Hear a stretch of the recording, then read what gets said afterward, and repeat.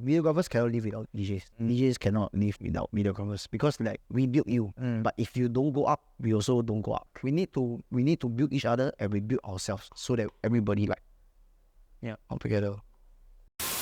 Okay, welcome to another episode of Revelry Podcast, and today we have Minkportraits over here. I think he is, in my opinion, one of the most prominent figures of videography in the nightlife industry. So definitely a lot to talk about today. Maybe juicy topics, yeah. Yeah. And if you know him, he's quite a crazy character, so you'll find out more. Okay, maybe we can start off with like your beginnings lah. How do you even get into this scene? How I think we can take your time and think. It's like free form. How did I get into this? Is it like before poly?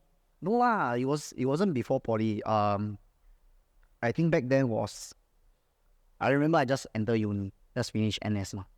Oh. Right? So like then when Rainer, Mokside, they all still here. Yes. Do you remember? Of course. Then before I moved to China, right, he said like, hey bro, can you help me like try lah, shoot lah. I said okay lah, I try lah. Cause like last time I was quite the elite club goer lah. It's like every week confirm full attendance on lah. Like confirm full attendance on lah. Then I realized like, wow, Singapore the spending way tahan lah. So I was like finding a way like, hey, I need to go to a club. I need to Since a party, might as well work lah. Yeah, I don't want to pay lah. They pay me lah. Okay lah, right? Or at least free entry lah. Yeah. Then so Rainer got like, okay, before that we also watched like, back then was like the Rory Kramer era. Yeah. He did all the Backflip. all the videos for Chainsmokers, and that was like one of the core inspirations for like, I would say, a lot of touring videographers for DJ artists now lah. But how do you even afford the gear in the beginning? Like in the beginning, you already know you straight away want to buy already, meh? No lah, of course not lah. Beginning, right? I think I did okay for JC, so like I kind of asked like my dad to like, hey, 可以买一个相机给我吗? So it's like a simple camcorder. Yeah, it's just like a simple DSLR kind, like 1,000, 2,000. Yeah, around there. Like for me back then, right, it was, for my family, I would say it's damn hard. 1K, 2K kind of stuff, right? It's just crazy, yeah. But then like my dad still bought it for me, and then like, okay, and I just try lah. And then fast forward, I was like shooting for fun on my own and kind of stuff. Never really thought about I want to shoot for DJs. I was only like thinking about, oh, I want to travel, I want to shoot all these like travel content, you know, Sam Coder shit, Roy Kramer, backflip, all that kind of stuff. But then somehow Rainer got me into the scene lah. Then I filmed like his first show in Singapore, and then that's where like you Word of mouth. Yeah, word of mouth. So like till this day, right, I have never like sell myself or pitch myself out there. It's always like word of mouth. Yeah. Then like, okay, maybe like international DJs, when they come, I will email. Then I'll ask. Yeah. Then, but never really like try to hard sell or send like emails all the time. What do you think is your secret? Because example, right, I don't know if you know Gary Vaynerchuk. You know, Gary Vaynerchuk always have this videographer following him around, right? And he's like 24/7 one. He filmed every single part of his life, and it becomes content lah. And he said that being a videographer, right, your job is not just videography, but sooner or later, right, you will eventually become this guy's schedule planner. You'll be this guy's travel companion, you know. And because you are so high energy, right, and then maybe is that one of the contributing factor that, wow, this guy is like very fun to be with, and then that's why you get more and more recommendation. And of course, on top of that, your skill also. That's what I'm seeing lah. Yeah. I think, right, for me, to be honest, I think like there's really a shit ton of people out there that's way better than me, to be honest lah. But like technically gifted. Yeah, very talented. Like there's like so many people like Kim Mei Ling is good. In Singapore. In Singapore, like Kim Mei Ling, of course, like of course. on Raj, all these kind of people are crazy editing. Like if if they would travel, Bless 7-Up. yeah, they will be crazy. Like Seren is like a fucking god. But like you said lah, like I mean I'm sure like these guys, if there's a chance they would tour if they were younger or whatever, no responsibility. Yeah. But for me now, like I'm single, I don't have anything, but I can do whatever I want lah. Yeah, correct. So I guess like what the guy said also lah. Gary's videographer said also like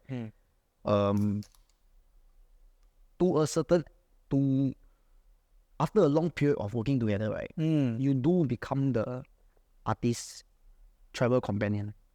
Yeah. And that is very important because if you don't vibe,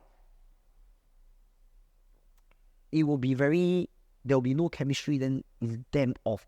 Yeah, And because there you're will together every day. Yeah. It's like, okay, imagine you and your girlfriend or you and your wife. Wow, every day together, confirm something will happen one. Yeah. Like if, you know? Yeah, like conflict will arise, and then how you all like iron it out lah. Yeah, and then, correct. Then the bond will be stronger. Yes. And then the next level of challenge you all will face again. Yeah, correct. Same. So it's like sometimes, right, after I work with some DJs, right, it's like doing their performance, right, I want to look at them, then they look at me, and then they will just come down the stage, then I will just follow them. Like it's like that kind of thing. Then when after the show, like we can take care of each other, go after parties, this kind. Like, you know, it's like perfect synergy. not really perfect synergy, but like a great friend to travel with. Because like imagine you're always traveling, right?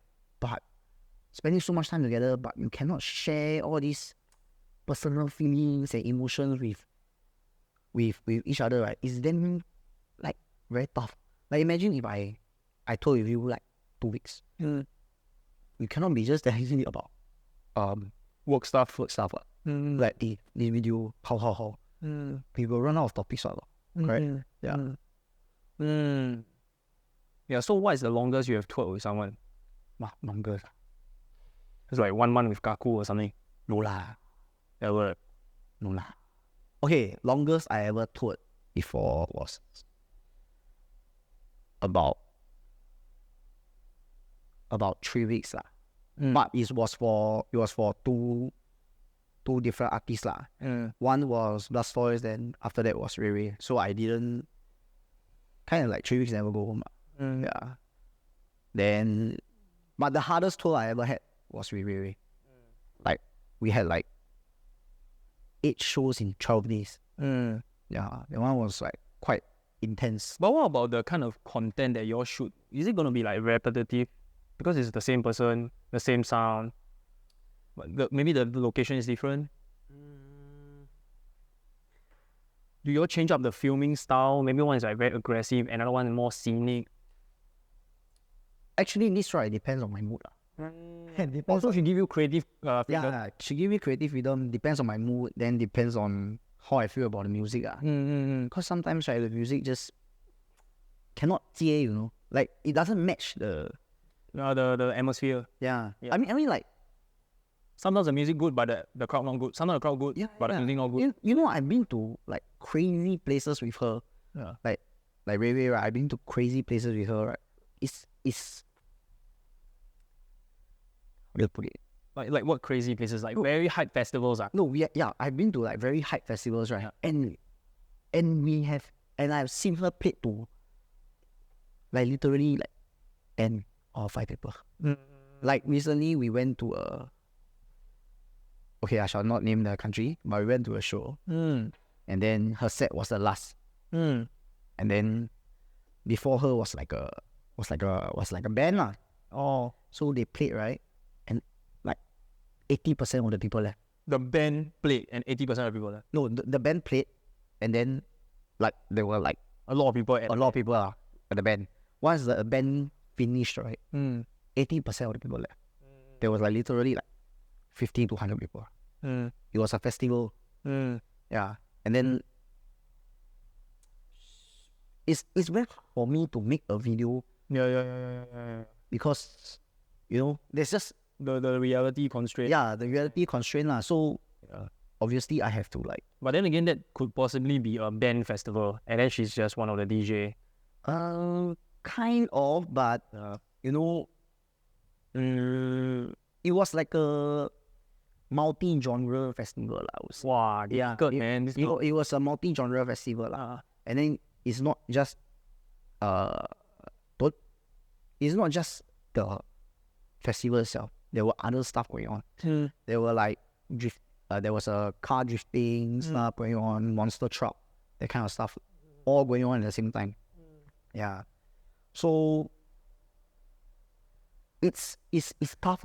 Like for me, I don't really change up.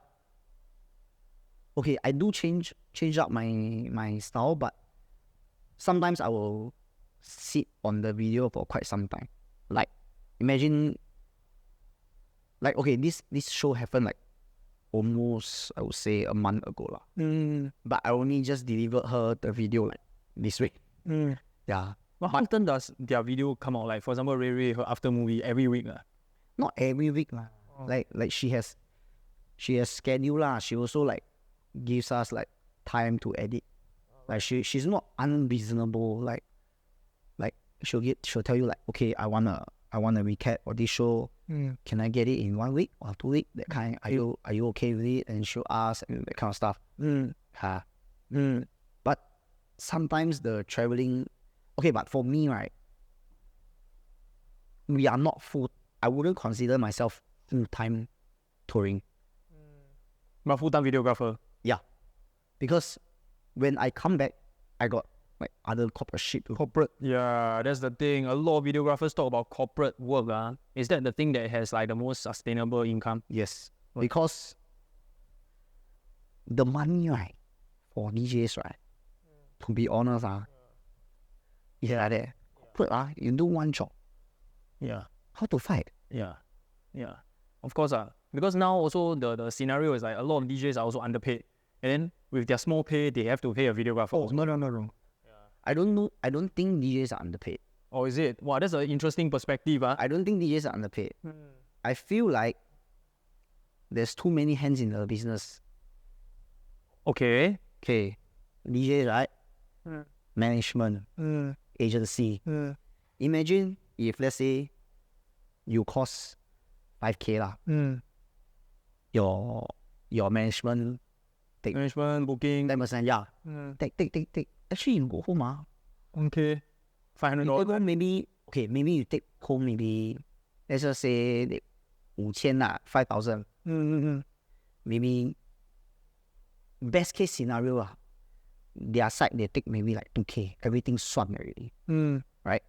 2K. But then right, the 3K you will have left with, right? You need to buy, let's say you want to bring videographer, bring whoever. You need to pay for them. Flight, stay, service. Stay obviously is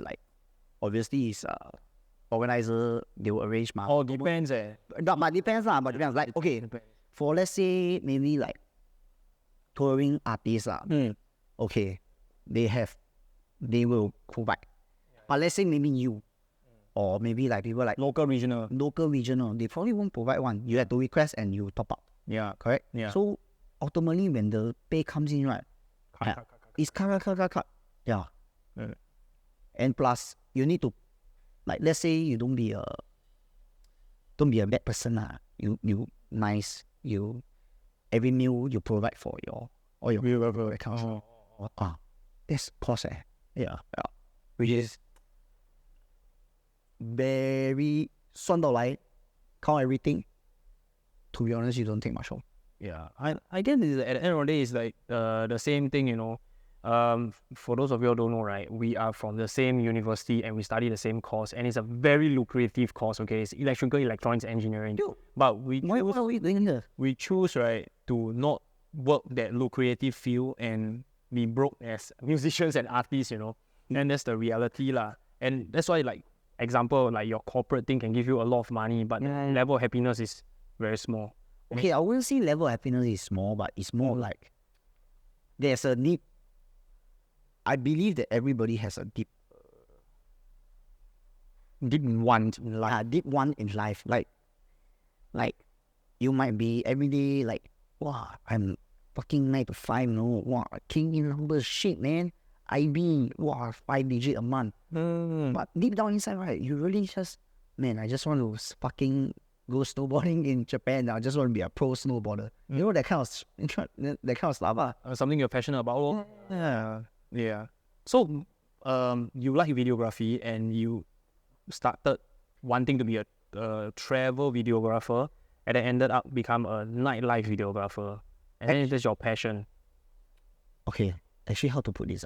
Actually, right, videography was never in my interest. I only just wanted to take nice photos. That's about it. Because I always thought like videography was just way too much. Too much work. Like, and yeah, it was just way too much work. I didn't like it at first. And to learn an entire new software like from scratch, right? It's just very difficult for me. But then, like, there was this point where I remember when I first started working with you, it was this point where just taking photos alone couldn't cut it anymore, right? So I forced myself to like up my video skills because my first time was with Moxide. Very, very first time. The video was like trash as fuck. Like when I look back, like what the fuck am I doing? But now it's like, after that period, I think like Instagram had the boomerang. The video fun. You were able to post like videos on, and that was like the peak of the video that everybody started everybody can become a videographer. Yeah. But I guess it's the same one. Last time used to be DJing is enough, and then now you need to produce also. Yeah. Yeah, it's like an evolution. And then from going to Moxide and then working with me and then eventually become international. Of course, you definitely seen a lot of things lah. So like, what are some of the bad habits that you will say that you don't really prefer? Like for example, you're touring with an artist, right? And then probably if they don't have budget, so you all got to stay in the same room. Are you a very neat person or are you a very messy person? Do you have any preferences? Okay lah, for me it's fine. I'm pretty chill lah. As long as I got place to can stay, I'm okay. Right. Not much to complain about, to be honest. Cause like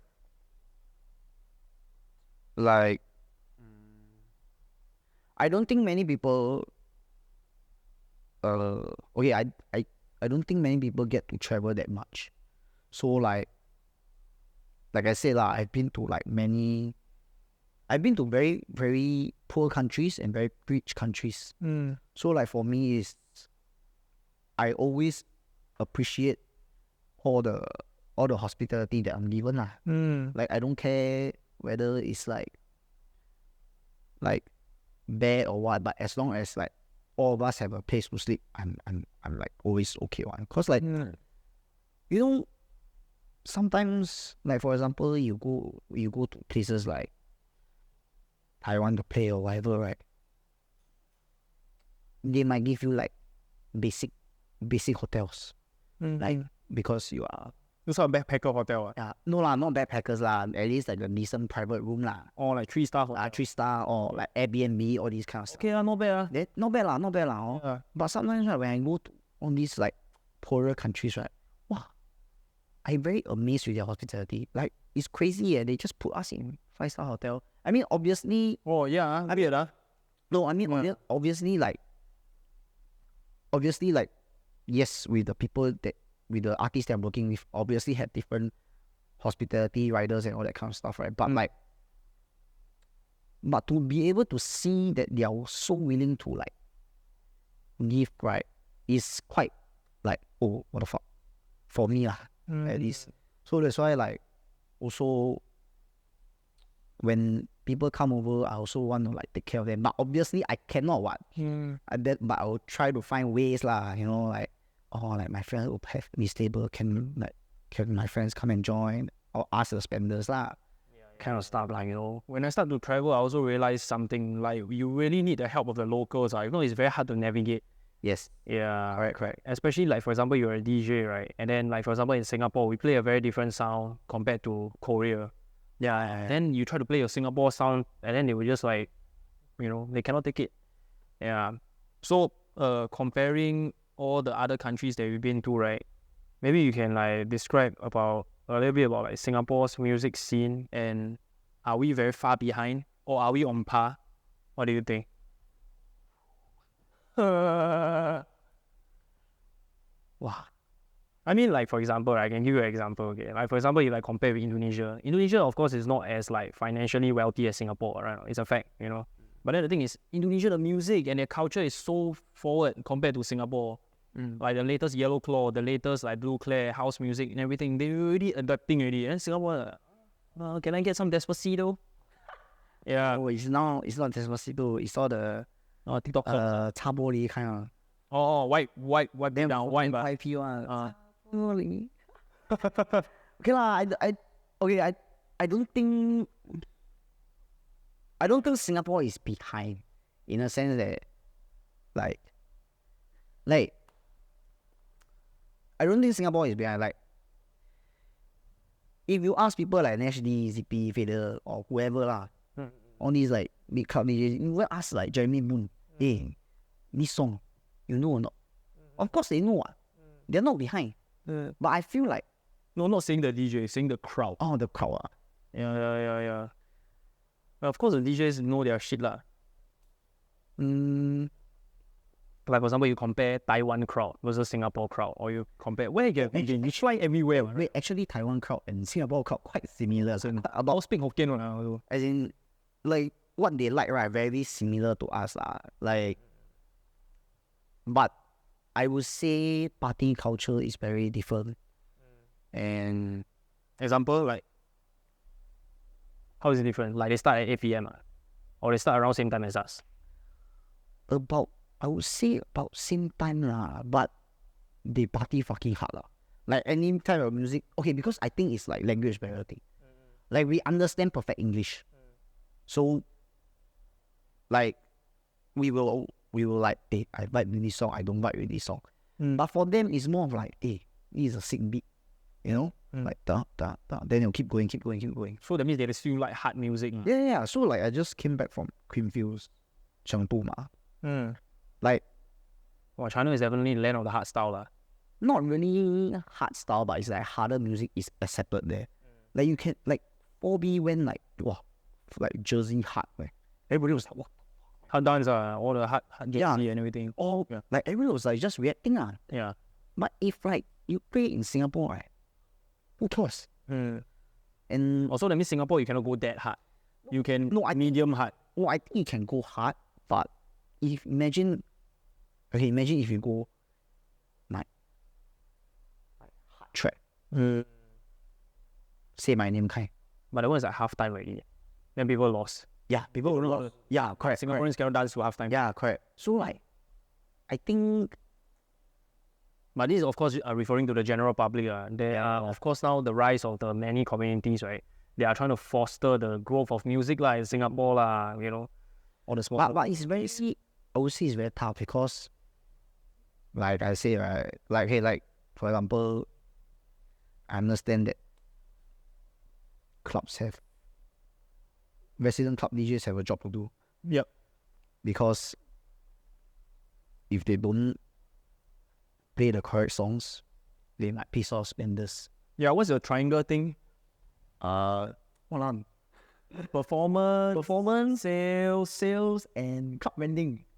Okay, so maybe you can elaborate a little bit. Like performance stands for like the DJ's performance. International or local or both? Can be both lah. So how does performance tie with sales? It sounds very obvious, right? But okay, for example, like imagine you. Okay lah, personally lah, not for everyone lah. Not for everyone, for personally, right? Still remember the time where Maki hired Kaigo? Yes, but I'm not there. Okay. So it's more chill lah. It's damn chill. Yeah. But I feel like the performance not good eh. You don't like the performance? Yeah. Like everybody just holding their phone. Like, huh? But then the sales they're like, wow, fucking packed eh. Right. So, but then the thing is, right? So that means he never rah-rah the crowd lah. He never like... Yeah, no, it's just play lor, just play lor. But you know, like some DJs, right? Okay, you know, like there's some DJs who are... Okay, like for example... like Will Sparks. Yes. Okay, for example, like... Will Sparks. Performance is good. But then when he come, right? Like sales also up. You get what I mean? Right? Then it makes sense. Yeah. Performance, sales, and club branding. So how does the club branding tie in? What does branding have to do with, like, is it the kind of DJs you hire? Well, this one a bit hard to say. This one a bit hard to say now because I don't run a club But then like, so does it, because it seems like club branding seems to be at the back of people's head. It seems like sales is the most important, right? Which is kind of a sad thing lah. But I guess like, which is why I want to give a shout out to Tough Club, because I think they put branding at the forefront. So, but it's like, okay, but for okay, but you cannot compare it like that. Okay, Tough Small and big club are different. Yeah. Okay, like Tough Club, okay, can focus on branding. Okay, good. Because you are trying to build something. Okay, that's great. Because you don't have funds, all this, understand. But big clubs, right? Really, foreign investors. Yeah, big clubs, they already have the brand. But how are you going to hit the sales? That's the thing. Because like one night of operating at those big clubs the cost is crazy. Yeah, like 6 digits. Yeah, easily 6 digits. How are you going to cover? Like, who are the spenders coming? All that kind of stuff. Yeah. Like how many people are running the floor, all that kind. You see, like Marquee, easily like, I think 100 people running the whole thing. Correct. And it comes to the point where we can talk a little bit about this thing, right, that is linked with Canvas. Last time Canvas used to be called Home Club, then become Canvas, and now it's EK lah. And what I know is Still there. Yes, EK, right, is always one of the people that push acts, right, that are about to blow up. Like, for example, Gareth Emery, for example, the Giuseppe Giuseppe, right? You don't know the name. Yeah. Because I'm not a trans. Giuseppe Otiamani or something. Yeah, maybe. I don't know the name. Yeah, then there's also Andrew Real, all these, right, that before they become big, the boss of EK guy, Roy, he really scouted them. And then 1 year later, Zouk will take it. And then that's where the year where they released their like breakthrough album lah. So probably this is the ecosystem where the smaller clubs should be more forward and more daring. And then when it worked already, then a big club will be like, okay, this seems like it works. Let's try, right? So that we won't 损失惨重, you know, like you won't like lose too much lah. Yeah, and which begs the question, right? Should big clubs also do tie up with smaller venues? Possible, right? Link up. Or it's like, you know, I don't help you promote for free. It's like promote your venue for free or something like that. Okay, I would say depends. Okay, for example. Depends. Marking can never do like local partnership. You cannot do like DJ exchange or whatever. Common cannot, because like, okay, imagine, okay, they may be able to share booking. Share booking. Do routing. Hey, I book you book. Okay. Can. Because Asia, to be honest, is like that. You know each other, you help, you route. Okay, makes sense.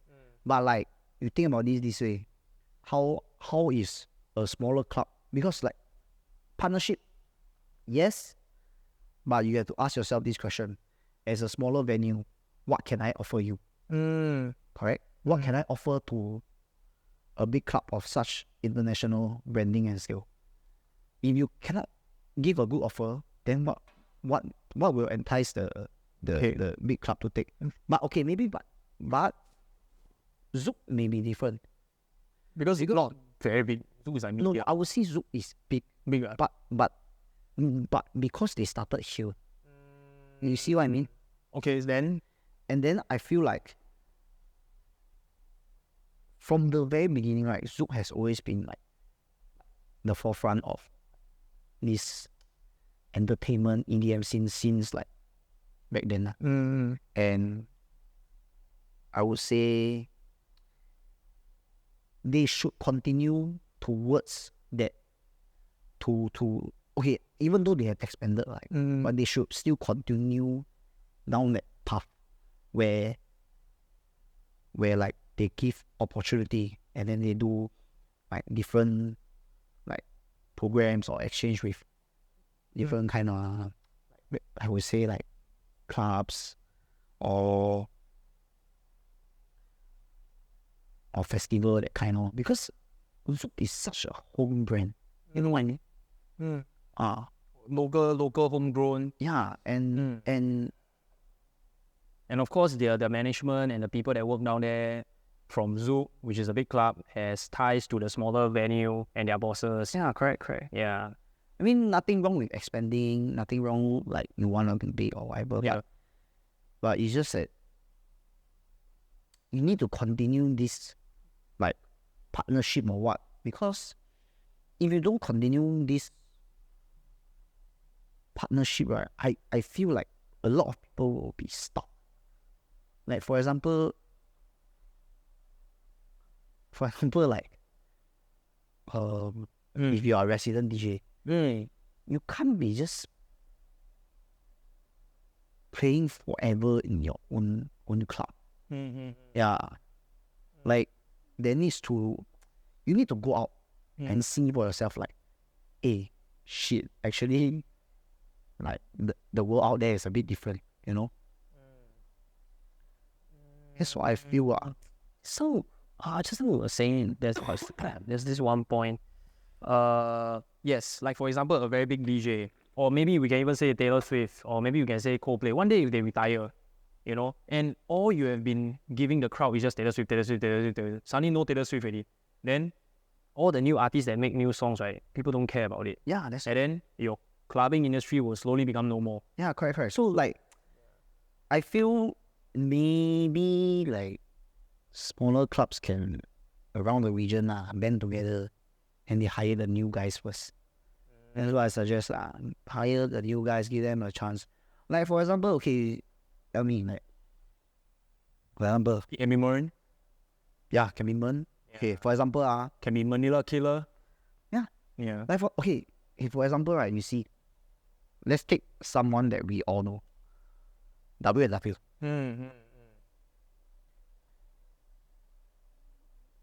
Everybody wants to book W&W. Because they're A-tier DJs. Correct. Yeah. And you can pull sales. Yeah, and pull sales, right? Yeah. Correct. But right, Xmo, so many collab with them, and we obviously know like Xmo is it's going to be a next few big ones like after WW. But like, why nobody trying to book the brand? Not big enough. Yeah, like everybody want to book like Steve Aoki, sales. They kind so hard, and it's a bit sad, or I would say. Like, can you imagine like back then when you first started, like it was like golden era of NTM, right? Like people just get booked like non-stop. You're nobody, and I give you a chance. I book you, come, let's go. Now it's like, keep it safe. Better play a bit safer. No? Yeah. Like if no chance, if like very low chance one, try not to book. Yeah, so I think maybe in my perspective, I think like probably big clubs, right, can kind of like partner with the smaller clubs as well. Not just smaller club partner with smaller club, but big club or even festival can partner with a smaller club, where big clubs can like, if the big club has a music department, they will be like, in 2024, we foresee that maybe because 2023 techno is big, right? I think 2024 maybe house is gonna be big already. Yeah, for example lah.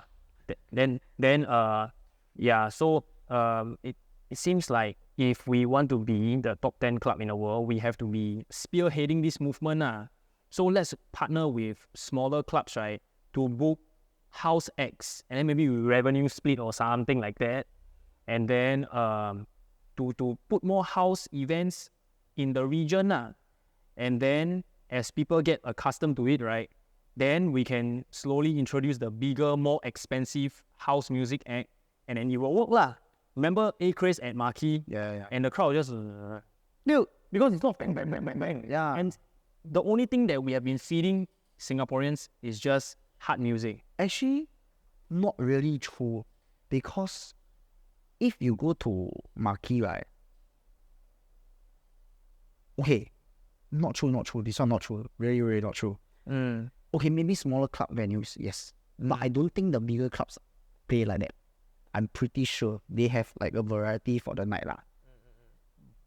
But I feel the younger generation that get one, I think a lot of people of them will something. One get one. That COVID get the generation. Gen Z lor. I think a lot of them will something. That's why they are only introduced to that kind of music. Yeah. You don't feel like I don't know. I just feel like a lot of them have like a very 想丢 mindset. Like what? Like they just want fast and hard music. also probably because they're young lah. They're more energy. Last time we like all the Jersey club and then all that kind of stuff, hard trap, everything. Now we like house music, everything. Okay lah, but like I feel okay. But for us, we started with progressive house. Hardstyle came at a very late stage. Yeah. Alright, progressive house. So I think like for me, okay lah. I think like really they still need to educate, cause on how do I put this? Oh yeah, I think DJs right have a harder time to educate the crowd now because everything is so driven by social media, TikTok, all this kind of stuff. Spotify is readily available for them. Dude, last time, what were we using? We don't even know all this music. When you all playing, right, we fucking somehow. Then we go home, use LimeWire, go and download. Oh, like it was to a point for me, right, back then, like when I first started, I don't have all these like social media stuff. We all Spotify all don't have all. It's like every time I go to Zoom, back Jakim, right, I hear you Ghetto, Hong, and Biden, Jeremy, they all play all this like Calvin Harris, like wow, this thing damn sick. Wow. Then I will remember like the next song your transition. Then like, fucking sick lah. Then this is like something I like lah. Then I will remember the lyrics, I go back search. But like now, very different. Like people actually already know the song because of social media. Yeah. Then when you like try to really educate them about it, right, or try to change it up a bit, it's very hard because they only can accept the thing they heard on social media. Exactly. If they go in there and they hear something nice that they don't know, they will hate it. Yeah. Might be the same thing, but a different job. But then like, Xiu Ming. That's the thing. That's one of the problem that we face. Definitely not easy to solve. Many multivariate problem. That's why I understand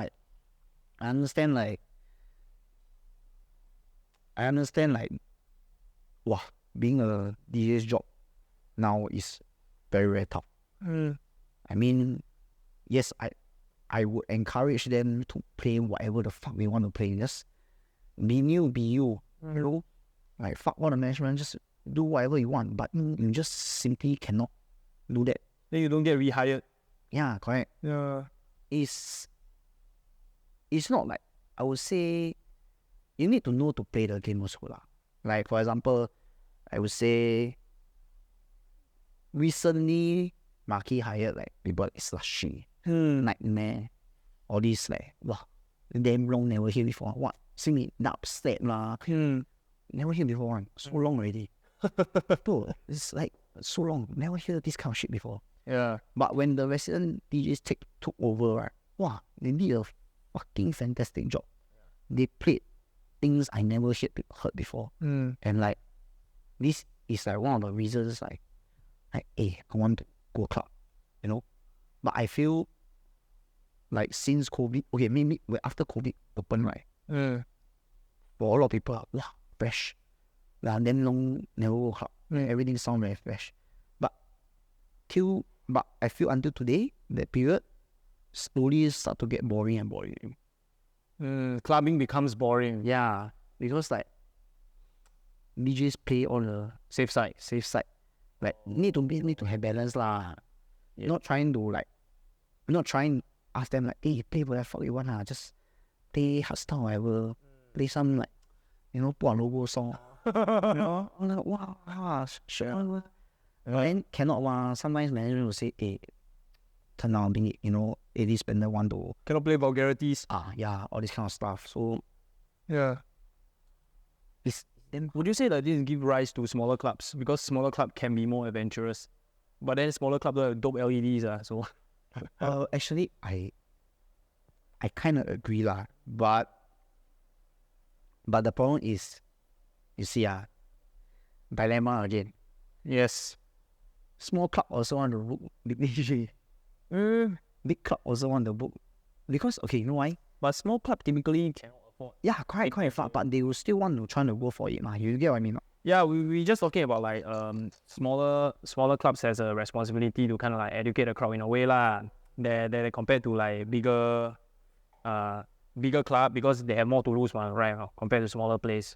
But then the thing is, smaller place I not only have budget constraint, but they also have like location constraint. Like for example, if I got 100K and I open a small club, but invite Hardwell, you think you'll come? I think probably not lah, because you also cannot pack enough people to, yeah. But then again, I remember Tiesto did actually quite a small China club. Yeah, and they give him a lot of money, then he came. Wow, they're so fucking expensive. Yeah lah. If I 250K bro, bro. I think they're still about 250K. Yeah.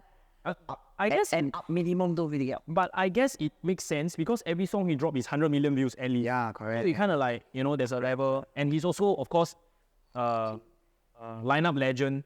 Hey, got cup Wow. Hey, really fucking crazy, Hey, how people work out? Serious. 奇怪，这个是 fucking 95 Yeah, this Gin lah. 对，为什么问 Gin Gin, bro, Gin, Yuzu Gin. So, okay, we talk about big club that cannot support cool acts lah, because of course a lot of restraints and then small clubs can, but then they also a bit financially restrained because of the nightly KPI lah. So we kind of like try to solve this very multivariate problem lah. But I think this is like something that the small club and the big club gotta kind of like iron out on their own lah, unless you have like something to add. Nothing to add lah. Nothing to add. It's life. Okay. Yeah, it's life. Like, to be honest, if let's say what is a good example like a big and small DJ that play the same shit? Okay, I remember Ghetto, our dear friend DJ Ghetto. He was complaining to me, hey, every day I play Hardwell United We Are, because Hardwell has a new album called United We Are back in 2018 or something, or 2016 Then I play all new song, then they all don't react. Then Hardwell come to Singapore, he play, then everybody, whoa, it's the same exact song that Ghetto played yesterday. Then Ghetto was like, damn pissed lah. Yeah, that's an example, right? And similarly, like I play Rich Chigga That Stick. That hip-hop song, I played for like months. And then San Holo come in, he just play everybody suddenly know. Yeah. Actually, right, for videographer, right, 也是一样的. Yeah. It's the same one. Okay, example? For example, right, yeah, if I'm an Asian guy, right, I working for people like Vichy, right, I go shoot up, they will help me out. What is they? Like The management. Over the same management, I have like, okay, to be honest, right, I have a few like experiences lah, which is not very friendly for me lah. I don't like it lah. Okay. Like when I shoot at festival, I'm working for that particular artist, right? When I tell the stage manager to do something because they say I need this for my shot and all that kind of stuff, I say like, hey, too much smoke, too much fog, cannot even see the crowd. Can you dim the light? Because you realize like there's always these two spotlight from the front, they shine on DJ so you can see from the crowd. Then if let's say like there's too much fog, the light will light up the whole DJ, but you cannot see the crowd, right? Like create a silhouette effect. reverse silhouette. You can see the DJ, but you can't see the crowd. Yeah, crowd. Yeah. I'll ask them, hey, let's fog, please. Dim the light a little bit. Yeah. They say, no. Yeah. But cannot. Is it because you are Asian? Yeah. Mm. And then, right, okay, and this happened in Singapore. Mm. At I think the first edition of Legacy. Mm. Tell them, no, let's fog. Let's dim the light a bit. Mm. No. Cannot. Hey, why cannot? I working for DJ. No, cannot. They never even tell me the reason. They just tell me no, cannot. What the fuck? Mm. Then after that, right, I remember this. I think it was during Z set. I had to tell Adam Rose. Adam Rose is a manager, Burn. Adam Rose went to tell the stage manager, can you please straight away, okay, no problem. What the fuck, man? We require some help from our colonial masters. Bastard! Walane. But it's fucking ridiculous. Like, I don't understand why. Like it's just so wrong on so many levels. Like okay, there might not be racism. Okay, but I feel like people in Asia should give more respect to their own people. Doesn't mean you are Asian means you don't Like substandard. yeah. Like you're not working for someone, like you demand something, like they just tell you no. Yeah. Like there's so many times when I say, like, okay, for example, there was this another event in Singapore. Okay. Few months back when I was shooting for I was like just doing the producing work for the after movie and all that kind of stuff. After movie or what? Legacy? No. Some other event. Some other event. Some other event. Yeah, you should know lah. I don't need to say one lah. There's only a few lah. Okay then. Bastard. That guy, right, trying to play punk with me, no. Okay, never mind. Raining all these kind of nonsense. Never mind. Headliner come already. Final set. Organizers paid for all the FX. All the FX, right, they paid for already. Final headliner come. Then I thinking, all of these shots I don't have. Like all the pyro, all that kind of stuff. Right. I went to the front of house. Yeah. I asked the guy, bro, can you fire all the Raining pyro. Yeah. fire as much as you want? Yeah. Because just now raining, you never fire much, ma. Yeah. CO2 fire, sparkle also fire. Right. Then he say, like, but the management say don't fire. Then I'm like, huh?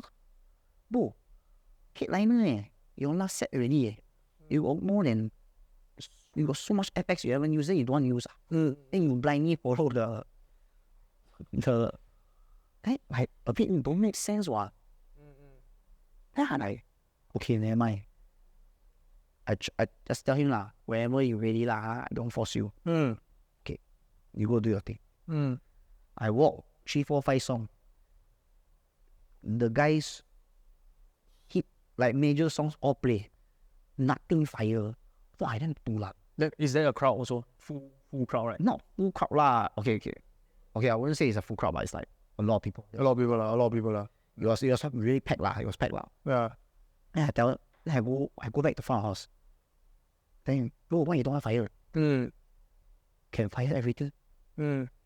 His friend who is not even controlling the FX, right, just stand up, hey, why are you trying to tell my guy how to do his shot? Like, what the fuck, man? Then I like, bro, you got so much FX. People only pay for you, go and bring home. And then I just straight away I call the organizer. Organizer come now and gun them. Then in the end, gun already, never mind. Fuck them already. They just like a bit pissed off. Everything fire wrong. What do you mean by fire wrong? Okay, for example, right? Okay.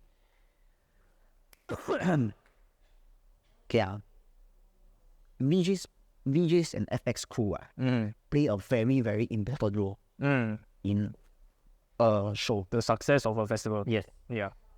If you don't educate yourself, right, on music, right, Yeah. you will never ever know.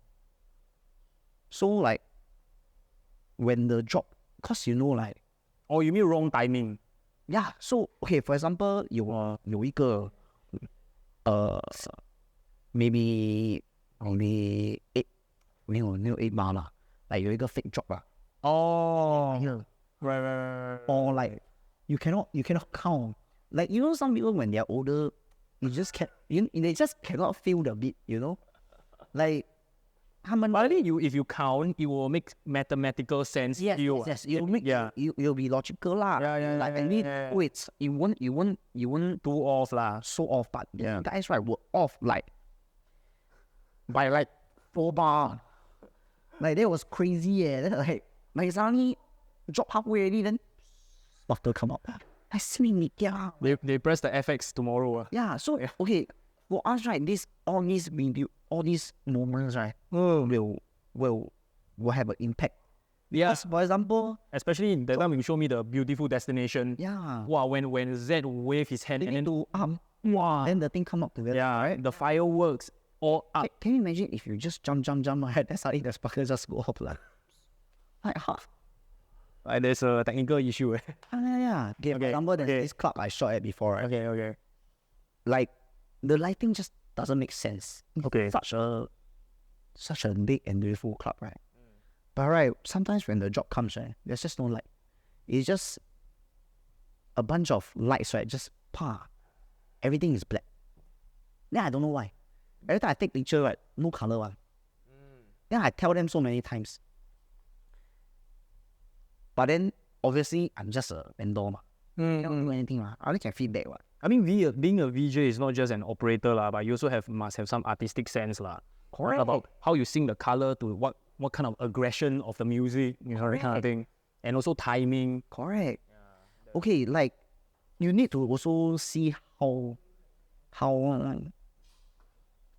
you need to see how big your club is. Like so for example, like So now we are like going into the visual aspect, yeah. the entertainment, the clubbing world lah. Yeah. I feel like visuals now is more important than ever because you see back then, right, clubs didn't have LED screens. Basically, it was just like projector and then lights, moving heads, all that kind of stuff. Yep. But now, imagine all these clubs, super clubs, LED, big screen. Obviously, like visuals come to play a part lah. Which I feel like it elevates the whole experience for a lot of club goers. Yeah, which I feel is very important. Like, for example, imagine you play like very like how to say, very emotional music. Euphoric Millennium kind of. Yeah, then you got visuals. You must have don't play. Oh yeah. Correct or not? Which kind of like give rise to the anima kind of phenomenon lah. Yeah, correct. Right, or like visuals now is so important, and definitely something that only big clubs can afford lah. I would say. I mean, the smaller place cannot sure, have. for sure. Yeah, that kind of epic visuals. Yeah. Well, So that kind of like make your job harder as a videographer also. yes. Because also you need to care about the refresh rate, right, of the screen. Yes, correct. Yes, a lot of people don't know that. Oh my god. Holy shit. Correct. Oh shit.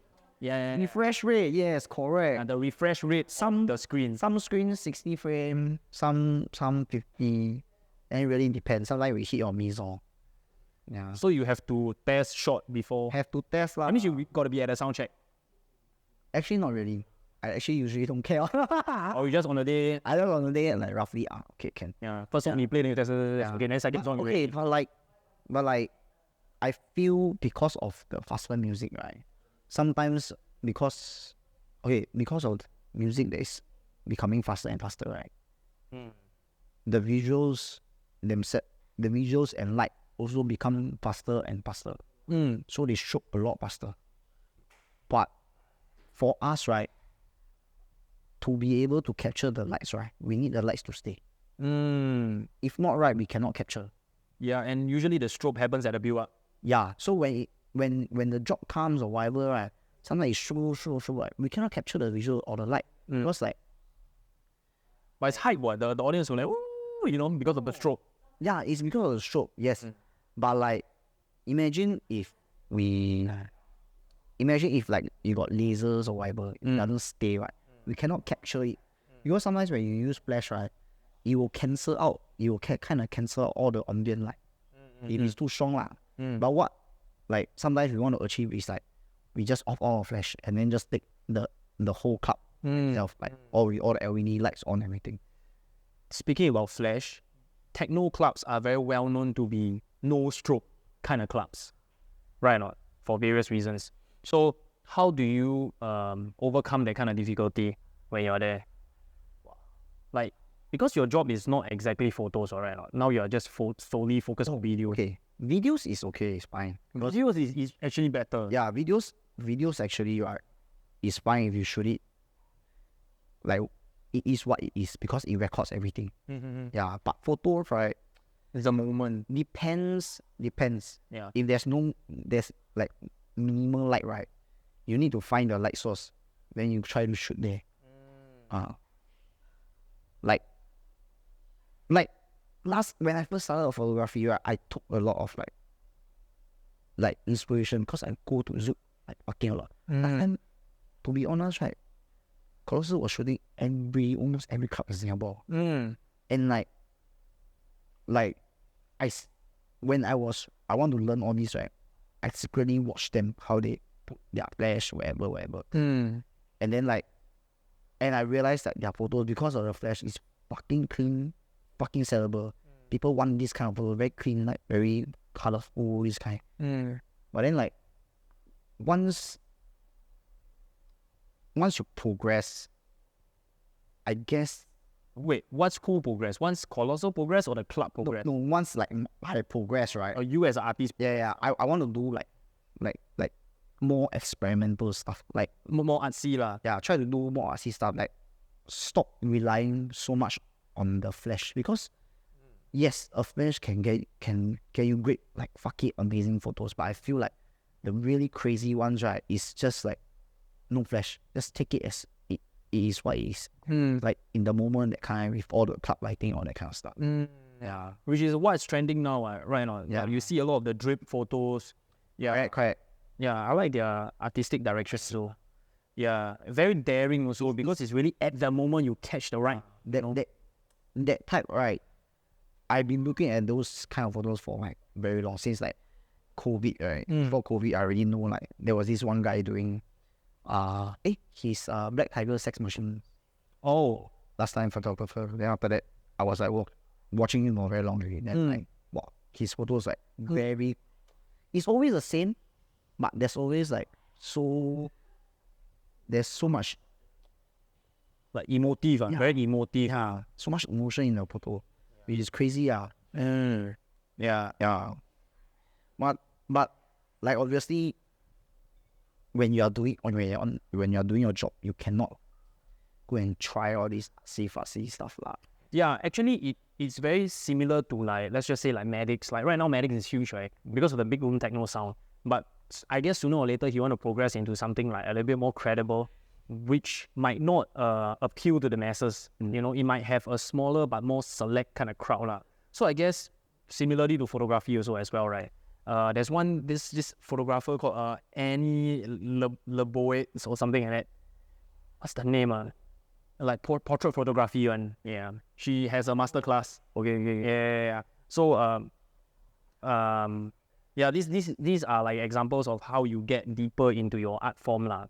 And whether or not is it like mass sellable, we don't know, but probably people will pay a premium to hire you for your style. Yeah. But one advice to everyone out there lah, don't shoot for DJs lah, no money one lah. Yeah. But If you want money, no, but serious, you should be a lawyer. no, but serious, right? Like everybody wants to shoot like DJ. Nothing wrong. Why everybody want to shoot a DJ? Yeah? I don't know, like Because they got that energy and that live, reaction. Yeah, correct. But like I feel it's damn hard, because imagine if you shoot for DJs, right, it's very hard for you to move into concert. You shoot a DJ, very hard for you to move into concert. Yeah, because people will know you that you are a very DJ kind of guy. You get what I mean? So if you shoot DJ, why you cannot shoot concert? Isn't it different technical skills or just branding? I guess is it like you are some DJ, that's why you cannot be accepted into the big club? Something like that, something like that, something like that. Like they view you like different tier. Something like that. But to be honest, I feel it's the same tier lah. But it's just that maybe concert, it's the same. It's very similar, but maybe concert and DJ, it's a bit, how you play in the game is a bit different lah, I would say. Because because concert is so big. Like high production value. Like you have got crane. Got wow, run here, run there. Like people, you have to go up the Scaffold. Everything to take. Yeah. But to be honest, festival, just behind the DJ booth floor. okay lah. If you work for DJ, obviously behind the DJ booth, then in front, certain angles only ma. Yeah. But you work as like an official photographer for a festival. You have like, it's like, how to say, you take all the whole festival, everything, right? But like those guys from UMF lah, you know, they have one in the front of house. They also have a crane. They have drone. It's the same as a concert. Like. Yeah, but like, I feel like somehow, I would say in Asia, very hard to earn money. Like, if you say shoot festival, people will say like, oh, really you come exposure lah, or I pay you a little bit lah, you help more lah. It always starts like that lah. Yeah, I mean, it starts like that lah. But now, even like I want to try to get into that. It's also very hard. Get into what? Like I want to try to get into concert, like very hard. Like I don't know who to look for, because It's like connection. you cannot be always shooting this in the air shit. It's like you know progress. It's like you keep studying secondary school, chasing this secondary school, then you never graduate to university. Like then bo liao eh. So shooting DJs is kind of like an intermediary thing in a videographer's career lah, and the ultimate will be shooting for, let's just say, a Grammy. I guess something like that lah. Yeah. But I would say, right, once you get into, I would say nightlife photography is like one of the, it's like really very, very hard. Like you might have all the theory and all that shit, well, just forget about it. Yeah, so you're saying like when you are a DJ photographer, nightlife photography, it's very hard to move into concert lah, because they kind of have certain biases against you lah. Not certain bias lah, because you know like only people. There's connection and I guess also it brings us to the next point where people stop hiring people for their talent. Meaning people hire people based on connection. Is that right? I would say a lot of DJs that come back to me is not because of my work. Like say well, I wouldn't say my work is the best out there, but I feel like as a person they vibe well with me lah. So like hey, Ming is cool, let's go. We always have fun together. Like, it doesn't really matter, and like, you know, but as long as there's like a decent like we care about whatever come out, okay, that's fine lah. I guess it's also up to the individual lah. So certain people, right, they don't really care about PRing people and they just want to pursue the purest art form. Then they can become very technical lah. They don't care about working with people. But if you want to work with people, then certain things you need to sacrifice to, you know, become more PR, I guess. No lah. Okay, we still can pursue that art form, but right, for me it's very hard unless you are doing only one thing on tour. But currently now, I feel like a lot of videographers out there for all the bigger DJs or whatever, right? There's always two people on the team. Yes, I realize James. One videographer, one photographer. Okay. Like James Hyde, photographer is Wild Wallace, right? Yeah. He's doing the same thing as me, photo and video, correct? But right, if you notice, right, a lot of people have dedicated photo and video, because right, content now, right, is so hard. It's not like last time when we first started. You just shoot raw video, few recap, can already. As you shoot more and more and more, right, you have more expectation on yourself, and you tend to want to do better stuff, so you want to film more. But there's really not much time to film. Like, what can you film? You need to get family photos, you need to get close-up shots, you need to get raw videos, you need to do like footage for recap, all that kind of stuff. Where do you find the time? 1 hour is definitely not enough.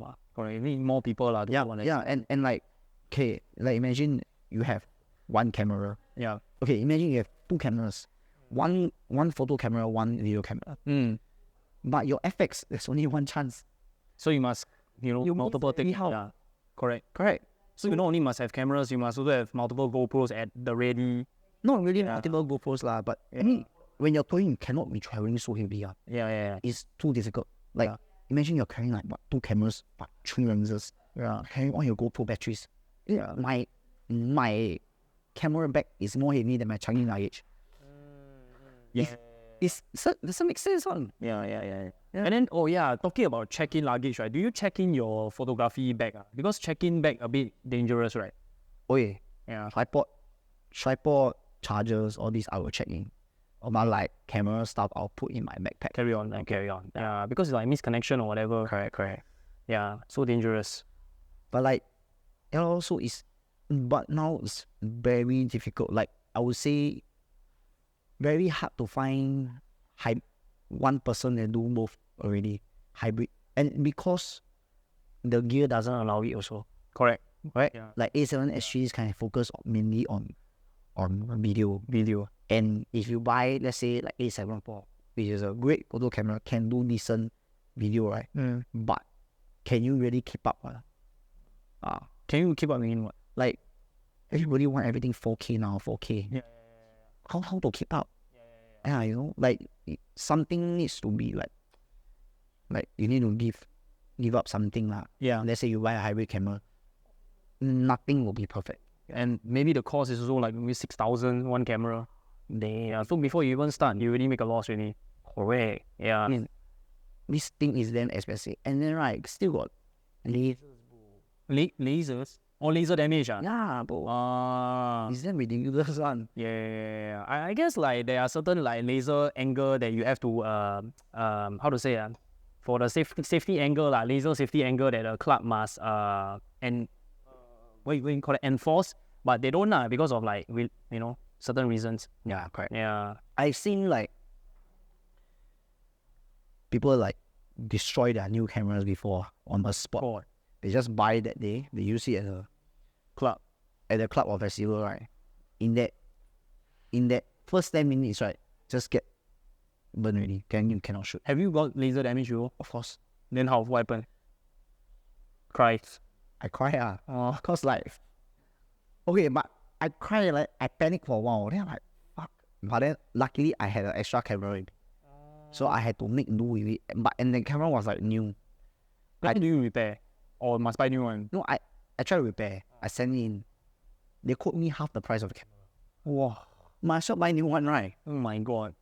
That's why sensor damage is like nightlife is a very dangerous sport. Dangerous. You might not know whether you have good accommodation or the pay is so much lower than corporate, and you are still doing it. Yeah. Why? Great. So for those that are out there trying to pursue your dream, just no limits, bro. Just be a corporate scumba. 9 to 5, get your fucking paycheck, pay your taxes, apply BTO, be happy, man. Yeah. I just want to have a Anytime Fitness and Virgin Active clean gym membership. Corporate rates lah. Yeah. So wow. So much difficulty in definitely nightlife scene. And how do you see yourself progressing from here? Like, do you want to foresee yourself shooting concert, or like no, you're just gonna focus on DJ nightlife all the way?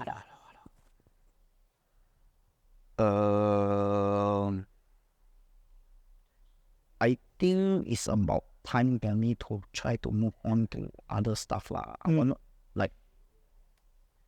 want to try shoot a concert lah. But I never really shoot.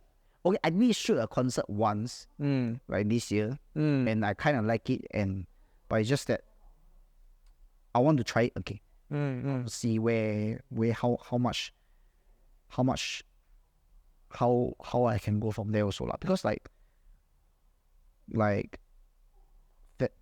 to be honest, shooting DJs, yes, it's like shooting concerts, but I feel like you need to do like a little bit different, then you can like learn a little bit more stuff or experiment a little bit more, then you go from there. Like for example, I shoot nightlife stuff, yes, but I also help my friends to do like give me C production, all that kind of stuff. So like I do like PA or this, but I'm on set. I watch them how they do. Then okay. Then when I'm doing like after movie producing all that kind of stuff, I can apply some of it there. Yeah. So like in the long term, maybe for the next, I think I would say 5 to 10 years. I will still want to shoot, but at the same time, I want to transit to something more lah. Because Producer. not producer lah, maybe more like Shoot more high production value lah, in a sense. yes, something like that lah. And then I want to like form like a team Asia, because like to be honest, there's so many festivals there's really a lot of festivals And happening on the same day also. correct. And how can it be that none of us are getting the job? So that means one group is monopolizing everything. No. Then? Okay, you see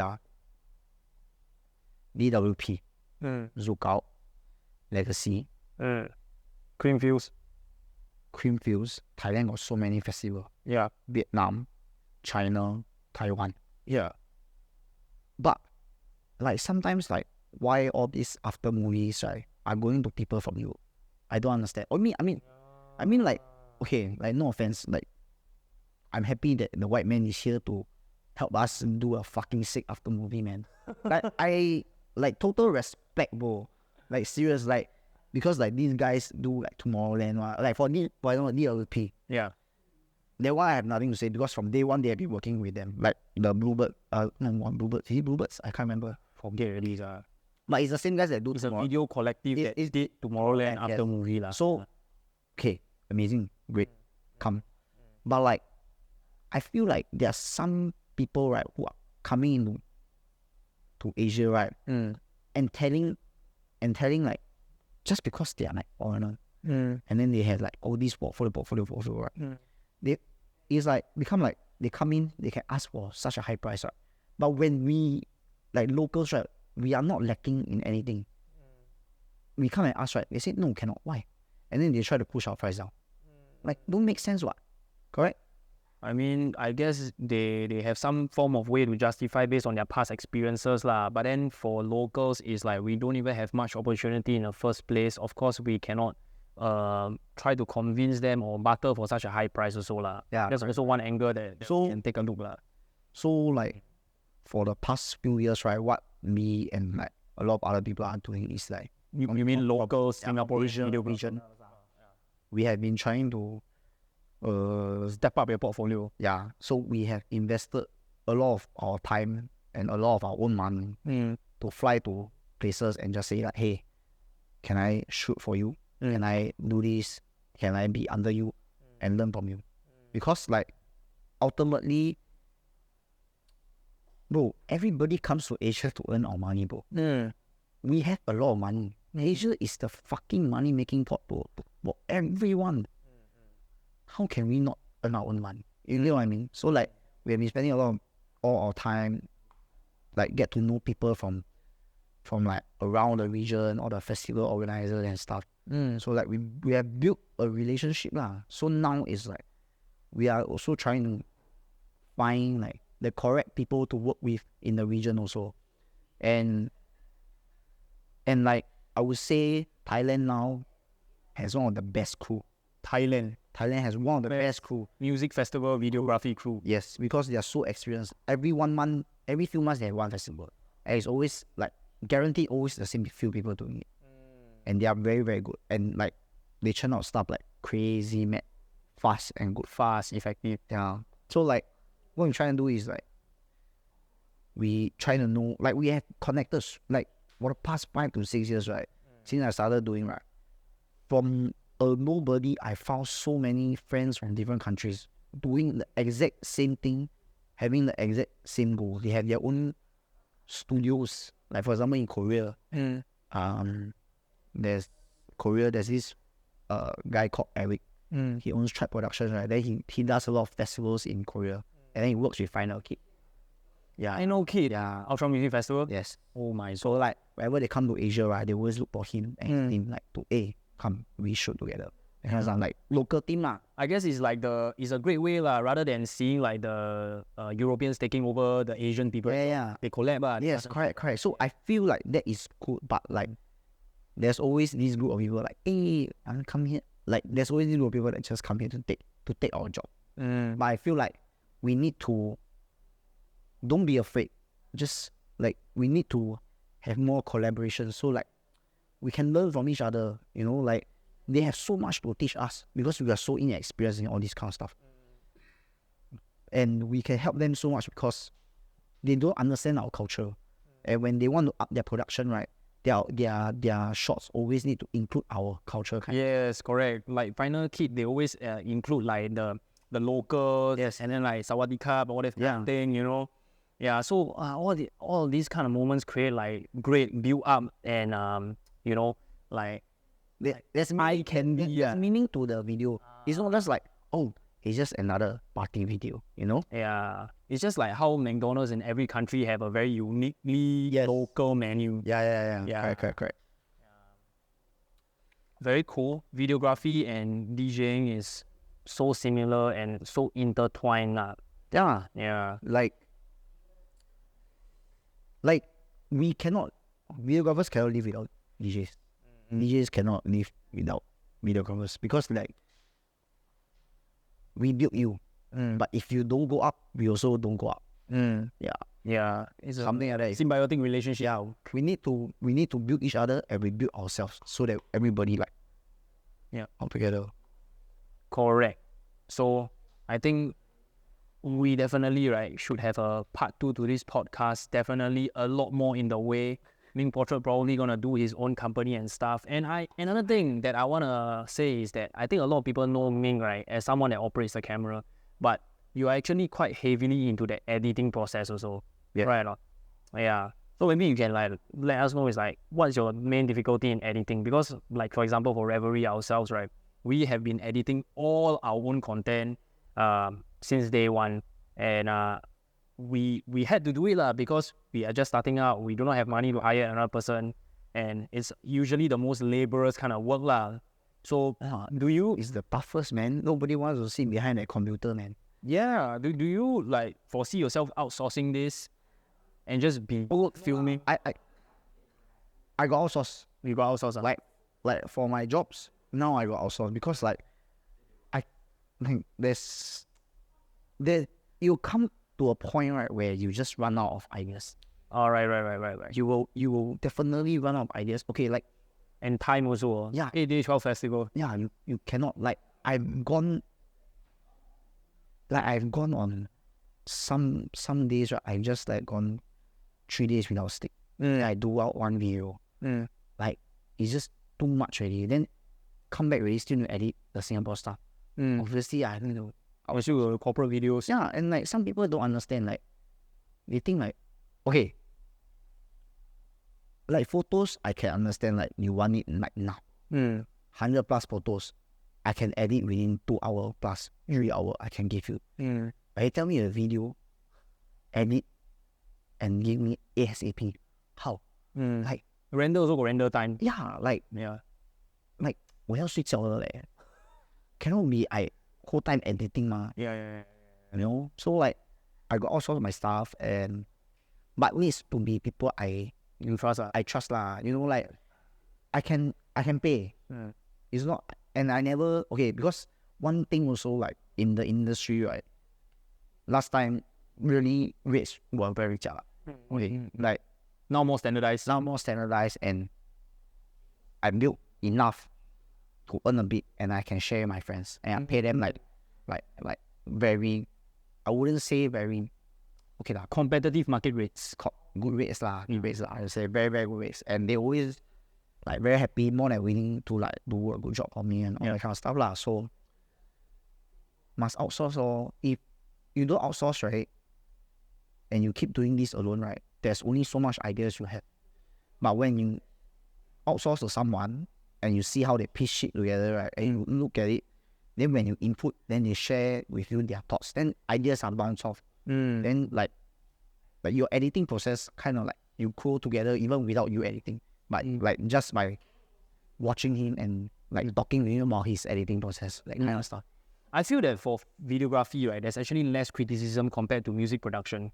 Music production, if you outsource, right, producing, right, to someone, right, and then you are just executive producing the idea, and then they'll be like, you got ghost producer, you know, and then they'll be like, oh, you're not credible already. Yeah, fuck lah. But it's true, right? DJs have more criticism over these kind of things compared to like videography. I mean, yes, but like, to be honest, really want to go far near team. Exactly what we covered, right, in the episode with Gio. Watch 3 podcasts before, okay? Really want to go far near team. Yeah. Cannot be one person one. Starting out, obviously, you need to like, okay, we do by yourself. But there are certain aspects, right? Like when you are touring, you need so much, right? You have to outsource. You don't have the time. You simply don't have the time. Like, tell me, how is Martin Garrix Searching for the best hi-hat. Yeah, like on tour, on your fucking private jet, like, hey, this sounds good. Know what? He probably after show converse sleeping on the jet already. It's fucking doing production on the plane, man. Yeah. Wi-Fi, how to connect? Correct or not? Huh? Yeah, I guess also there's also another end of the spectrum where it is being respected when you outsource. Example like Hans Zimmer, okay? Hans Zimmer, of course, concert director. Don't get me wrong. Yeah. There are some producers out there, right, with fantastic ideas, fantastic melodies, everything. But they just can't translate to real life. Yeah, they just can't sound design and all that kind of shit. So like, if you call that as outsource, also okay, what? That means the executive produce it lah. I tell you the idea, but your hand can do lah. Yeah. So like, okay lah, whatever that it takes lah. Yeah. You know, like for me, I know like I'm good at shooting. Yeah, and you're also good at like living with the artist. Yeah. I'm not like, my strong point was never the editing. My editing was like so. And After Effects is like all these 3D Blender stuff. It's not my forte. Obviously, I will outsource that. Okay lah. Then call it my work. Then we just like, dude, Spotify. There's actually credit what on the, if you bother. Yeah. If you bother to like see the song credit, right? not like featured artist, but producer. Yeah, written by. Correct. Yeah. So it's okay what. Yeah. Nothing wrong. That is true. That is very true. So it's ghost producer. I mean, like pop music has really been doing it for so long already. Yo, I've been doing it from fucking. Dude, Blackpink, you think every song is they make themselves one? No. Yeah, I mean, like, look at Lady Gaga also. Lady Gaga has her own Red One, has her own, like, Ryan Tedder from One Republic also writing the songs and all that kind of thing. Yeah, so... Yeah, it's quite standard lah. Nobody has, to be honest, okay, producing music and editing, right, requires a lot of time, a lot of, like... Technical know-how. No, I wouldn't say technical know-how. You just need... Your brain needs to click. I'm pretty sure Gabe sitting right there, right, sometimes just sit there and do nothing, right? Because he don't know how to start the edit. But once you start the edit and something click in his brain, right, he just sit through 3 hours, right, and he first finish everything. Yeah, like, to enter the flow state. Correct, right? Flow state. Once you enter, you cannot come out, but you will finish it. Yes. Right? Correct. Yeah, so it's 2 weeks ago. 2 weeks ago, it happened, right? Or is it last week? 2 weeks ago, yeah. 2 weeks ago, right? 3 days, 2 nights now. Yeah, so it's like that one. Just like producing is the same. Like, Yes. like I'm pretty sure like people like Ezra or this, right, or whoever, even Ray, they probably like have a project, they just sit on it. I mean, what makes a top tier DJ great is because how they churn out music. Like They churn out music. like how like what? Like frequency. Yeah, they can turn off the creative block and then just like, I know what I want, pop on put. But for us, we still not at the level where we can like just instantly we can do it. We still need the time to like sometimes sit down and digest, inspired that kind of we can actually do it. So nothing wrong if you get a ghost producer. There are full-time editors and there are also full-time music producers. They just want to sit at home. They don't want the limelight. Correct. They don't want the stress of touring, so they just do it. Yeah, it's stress lah. Yeah, so you heard it here first. It's okay to have ghost producers. Let's go, okay? It's okay like so many of my friends are doing it, man. Like Ghost producer industry. Toot, toot, toot, toot, toot, toot. Topper. Huh? Topper go ghost producer. No. I say ghost music producer industry go up. What doppel? I think doppelgangers, right? They have already set their job very evenly already. Younger brother produce, elder brother DJ. Yeah. Correct. So they are a team. So I think No, actually, to be honest, like yeah, I think it's a very good split. Also, then they also have a third member, and then they form housework. So that's a story for another day, lah. it's like two brains. Yeah. Better lah. But you do what you are good at, lor. So maybe we can conclude this podcast with like maybe anything you want to plug, anything that is going to happen in 2024. What's your goals? Like you have a, I don't know, Minkportraits OnlyFans. What? Minkportraits OnlyFans, yeah. Dude, you know, right? There's this tuition teacher. He go on Pornhub and put his lessons down there. Oh yeah. wait. Why you watching porn? No, it's very popular on Facebook. Yeah. Like, okay lah. Nothing much happening lah. I would say like. Are you starting a YouTube channel? No lah. I don't want to start. I'm not. Okay, I've always wanted to start like a mini content page or how is it like to shoot like in a festival like my own Life of a photographer. yeah something like that lah. But then right, always like there's so little time to do it. Like I'm carrying so much shit all the time. Like it's very hard to like just whip out a 360 camera or whatever like just to. It's damn difficult lah. So like, but hopefully maybe. Now you need to hire your own videographer. No, hopefully like maybe like like as like we like have a team already, we can split the job, right? Then maybe like we try to do like mini content now. Then maybe we can like try to can inspire the next generation. Like to be honest, my job I think more or less replaceable already lah. What thing is replaceable? Like anybody can replace me. Serious. There's nobody that's indispensable. Yeah. Like so okay, you are saying that you are indispensable, and then and I think my job is to create a better working environment for the next generation. I don't want it to become like people to hate nightlife because like DJs don't pay, clubs pay fucking little, payment come late, all that kind of stuff. I don't want that to happen lah. And say real, if you in Singapore you choose right, how many people can actually shoot in a club? Festival of course nothing to say ma. Lights ample all these, but really shooting in a club, getting a job done is a fucking whole different story. And I don't want, and I think like I didn't think it's my job, but I feel like I have a part to play in that. Like I need to raise everybody's price to a certain satisfiable amount. Correct. With the rising living cost and everything. It's crazy. Like comparable. 太贵了. So like bring up new guys, make them feel like welcome, teach them all that kind of stuff. Great. Give back to the scene. When you make it to a certain level, it's time to give back to the scene. Actually, honest, I never make it, but compared to everybody else, you make it. No. Honestly, really need to build lah. Like, how much will you pay like that? You was happy or not? Back to started thing. No lah. Of course, it's very little lah.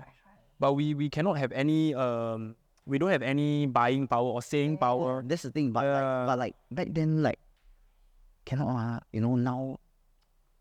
I guess Difficult lah. So I guess with the rising living costs, it's great that Ming wants to provide a safer and more welfare for the next generation to come. Make them want to feel like, hey, this is not a bad job for me. Actually earn money from it. To be honest, see, you tell me one table open 100 bottle moet, no money to pay us. Fuck off lah. Okay, thank you so much. This is Minkportrait Revelry Podcast.